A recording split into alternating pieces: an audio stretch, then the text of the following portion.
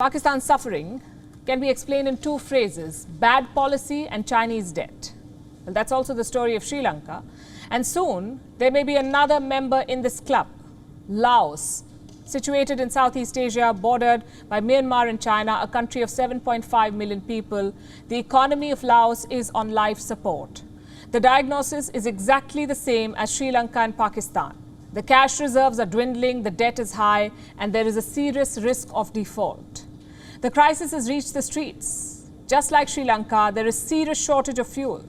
There are long queues outside petrol stations. Some desperate citizens have now begun driving to Thailand to refuel their cars.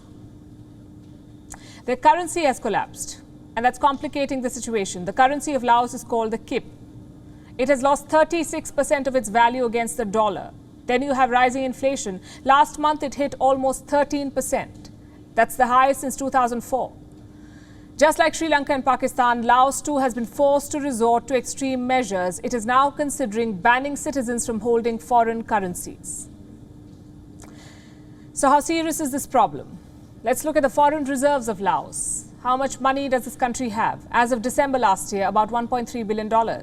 And that won't be enough to make ends meet. Every year, till 2025, Laos has to pay roughly the same amount to its creditors outside the country, $1.3 billion every year.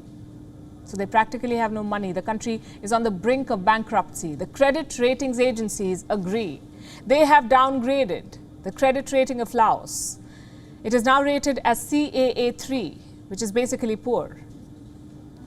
Ratings agencies have identified three problems: weak governance, insufficient foreign exchange reserves, and a very high debt burden. How much money does Laos owe to its creditors? $14.5 billion. That's 88% of the GDP of Laos. Laos owes about half, or around $7 billion, to China alone of this external debt. In recent years, Laos has borrowed heavily from China. The Chinese have funded hydropower projects in the country, also a railway line that connects Laos to China. Almost $6 billion was spent on this project alone. And now that same debt is hurting Laos.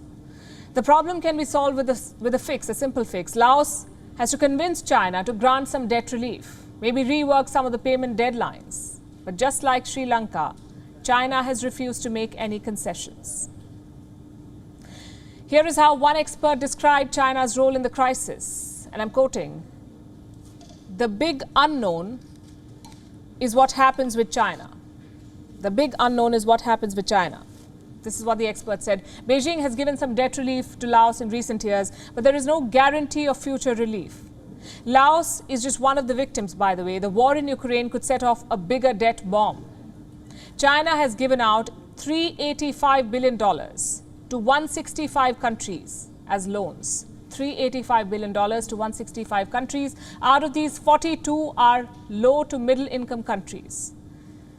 How much money do they owe to China? More than 10% of their GDP. Laos is on this list. So is Sri Lanka. Who else? Other Asian countries like the Maldives, Pakistan, Myanmar, Turkmenistan, and Kazakhstan. These countries are all caught in China's debt trap. You see, Chinese loans are designed to be unsustainable.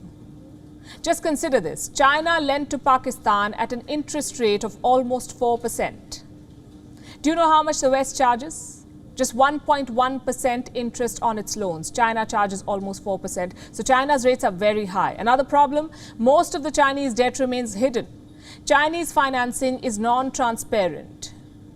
It is not reported to global institutions like the World Bank or the International Monetary Fund. You see, in smaller countries, China does not lend to state institutions directly. It creates something called special purpose vehicles. What are these special purpose vehicles? They're basically companies. China gives out loans through these companies, and this allows China to keep the terms of the loans hidden. And that's how China avoids the scrutiny of the world. Once these countries fail to keep up with the payments, they're left with few choices. Usually, they end up compromising their sovereignty. They're forced to sell off their assets. We saw it in the case of Pakistan, then in Sri Lanka. The next could be Laos. And it will not be the last on this list. WION is now available in your country. Download the app now and get all the news on the move.